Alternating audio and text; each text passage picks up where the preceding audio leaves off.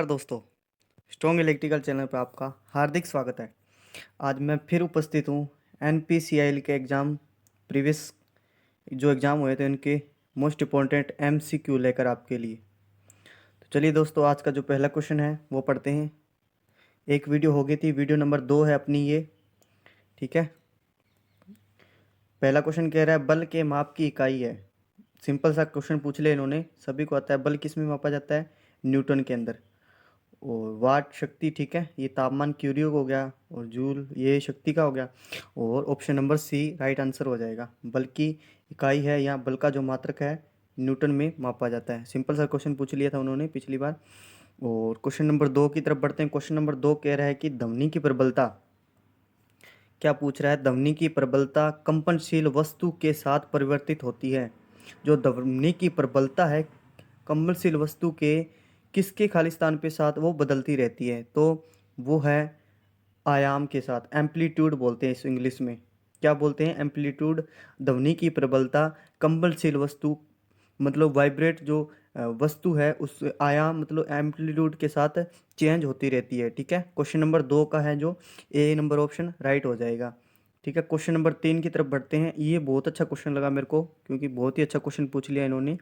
देखो question number 3 क्या कह रहा है? निम्नलिखित में से कौन से पदार्थ में वैलेंस सेल में एक इलेक्ट्रॉन नहीं होता है? क्या पूछ रहा है कि कौन से वैलेंस सेल में, निम्न में से कौन से पदार्थ हैं जो जिनमें वैलेंस सेल में एक इलेक्ट्रॉन नहीं होता? अब ये बात कह रहा है, अपन बात अब कर लेते हैं Na की। Na क्या होता है? सोडियम। ठीक है, क्या होता है Na? सोडियम। समझते जाना, धीरे धीरे सब कुछ समझ में आ जाएगा। सोडियम का फिर अपने परमाणु क्रमांक, तो इसका जो इलेक्ट्रॉनिक विन्यास होता है, इलेक्ट्रॉन विन्यास होता है 281। ठीक है, ये होता है। तो वैलेंस सेल में इलेक्ट्रॉन क्या एक नहीं होता? एक है ना इसमें, तो मतलब सोडियम है, ऑप्शन में नहीं हो सकता। बचे 3 ऑप्शन। इसी तरह से अपनी बात करेंगे। जो Li है वो बात कर रहा है ये लिथियम की, लिथियम की बात कर रहा है। आई होप आपको समझ में आ रहा होगा। ठीक है, लिथियम का जो परमाणु क्रमांक है 3 होता है। ठीक है, उसका जो इलेक्ट्रॉनिक व्यास निकालेंगे तो 2 और 1 आएगा। अंतिम कक्षा में कितने मुक्त इलेक्ट्रॉन है? एक है ना। वैलेंस सेल एक इलेक्ट्रॉन नहीं होना चाहिए, तो लिथियम भी नहीं हो सकता। अब बात कर लेते हैं अपने जो सी नंबर ऑप्शन है कैल्शियम की। क्या है ये? कैल्शियम है ना। तो कैल्शियम का जो इलेक्ट्रॉनिक विन्यास होता है, परमाणु क्रमांक बात कर लेते हैं, इसका 20 होता है परमाणु क्रमांक कैल्शियम का।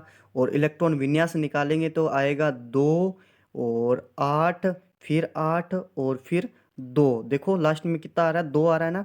पूछ रहा है एक नहीं होता है, तो मतलब कैल्शियम जो है इसका एक हो सकता है, ये ऑप्शन हो सकता है। पहले अपने एच है जो हाइड्रोजन की अपने बात कर लेते हैं, हाइड्रोजन की बात कर लेते हैं, क्योंकि 2 ऑप्शन बाकी पड़े ना अभी। तो इनमें से तो पहली बात तो ये ही होगा, पर मैं आपको फिर भी बता देता हूँ कि अब जो हाइड्रोजन का परमाणु क्रमांक ए होता है तो इसका इलेक्ट्रॉन विन्यास भी कुछ नहीं होगा, एक ही होगा सीधा। तो हाइड्रोजन नहीं हो सकता, लिथियम और जो सोडियम है उसका भी नहीं हो सकता, कैल्शियम इसका राइट आंसर हो जाएगा। ठीक है, आई होप ये आपको क्वेश्चन है समझ में आ गया होगा। इसका प्लीज़ यार आपने इसको व्हाट्सअप ग्रुप में या टेलीग्राम ग्रुप में ज़रूर एक ज्वाइन इसे सेंड कर दीजिए, और मेरे को सपोर्ट जरूर करें दोस्तों प्लीज़। आपके लिए इतने अच्छे अच्छे एमसीक्यू आपके लिए अपलोड करवाता रहता हूँ मैं। पूछ रहा है हीलियम की संयोजकता कितनी है? और एक और बात बता दूं आपको, इस वीडियो के डिस्क्रिप्शन में टेलीग्राम ग्रुप का लिंक मिल जाएगा, वहाँ पे जाके ज्वाइन हो जाइए, क्योंकि छोटी बड़ी नोटिफिकेशन मैं भी वहाँ पे भी डालता रहता हूँ।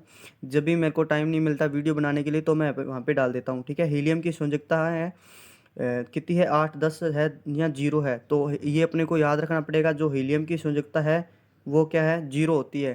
ठीक है, क्वेश्चन नंबर 4 का जो डी नंबर राइट आंसर हो जाए। हीलियम की संयोजकता कितनी होती है? 0।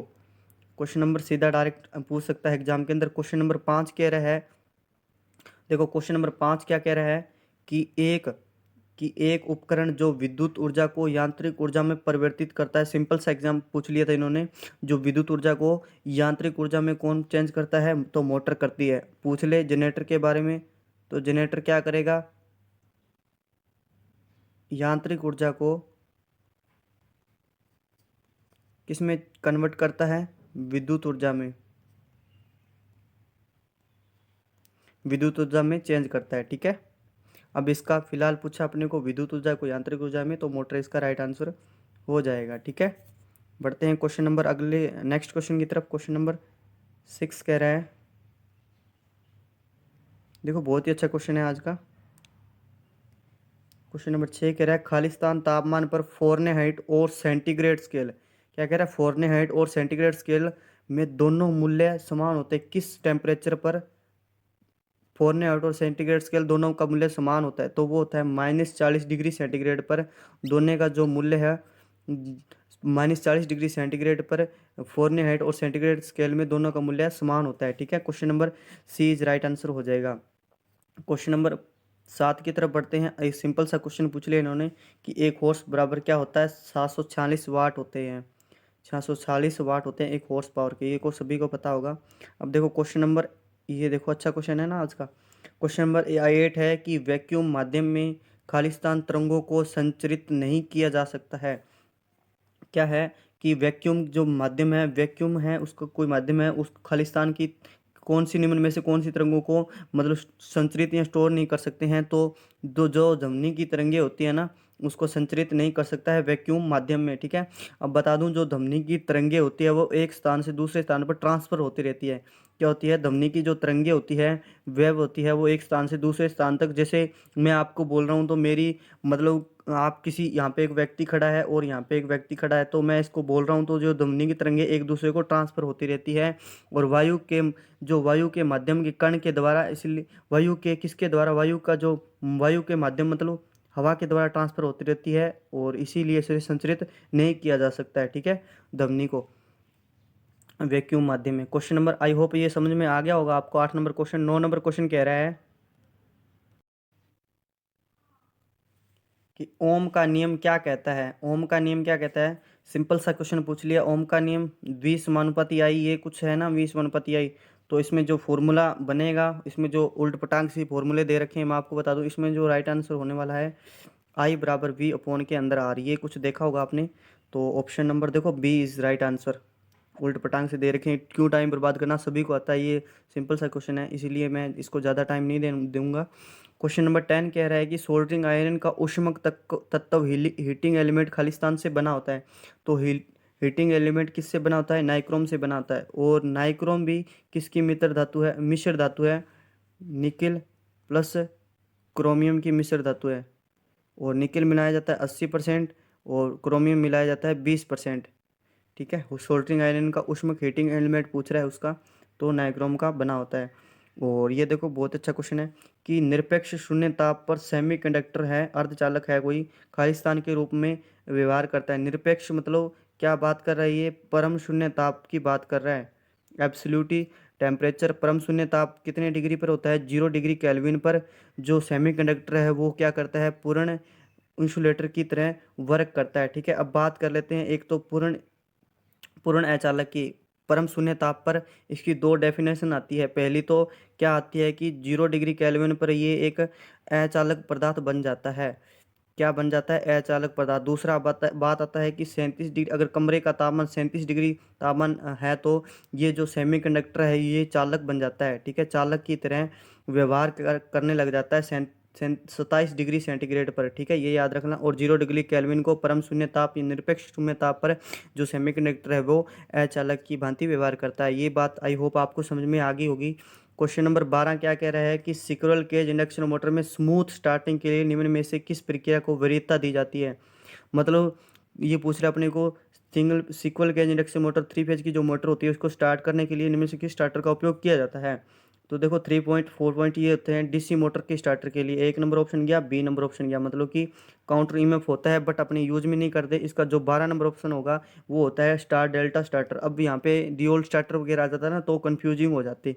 ठीक है, एक ऑप्शन दे रखा है तो वो अपने कर देंगे। क्वेश्चन नंबर देखो 13 क्या कह रहा है कि 5 ओम का एक प्रतिरोध सीरीज में और 1 ओम का 4 प्रतिरोध के समांतर में जुड़ा हुआ था, सर्किट का कुल प्रतिरोध ज्ञात करें।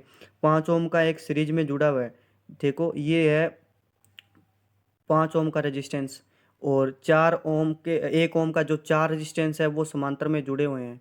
तो रेजिस्टेंस टोटल पूछ रहा है। देखो मैं इसको डायग्राम बना देता हूँ, आपको समझ में आ जाएगा। ठीक है, ये देखो यहाँ पे 1 ओम 1 ओम 1 ओम 1 ओम, ये 5 ओम का, इसको जोड़ेंगे तो ये समांतर में रेजिस्टेंस हमेशा घटता है, 0.25 ओम आ जाएगा। और 0.25 और प्लस में 5 करेंगे तो कितना आ जाएगा, जो बी नंबर राइट आंसर हो जाएगा इसका, क्या हो जाएगा? आई होप ये समझ में आ गया होगा आपको कि B number is right answer हो जाएगा।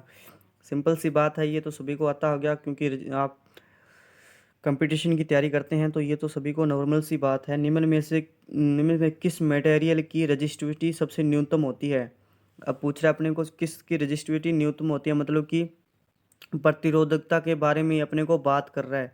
प्रतिरोधकता के बारे में अपने को पूछ रहा है कि सबसे कम किसकी होती है। अब देखो दोस्तों, अब देखो लेड, कॉपर, और ये कॉपर है ना ऑप्शन, ये इसका राइट आंसर हो जाएगा। क्यों हो जाएगा? क्योंकि देखो इसकी जो चालकता है, इसकी जो इन निम्न में से ऑप्शन के अंदर दे दिया चालकता, इनमें से सबसे उच्च किसकी है?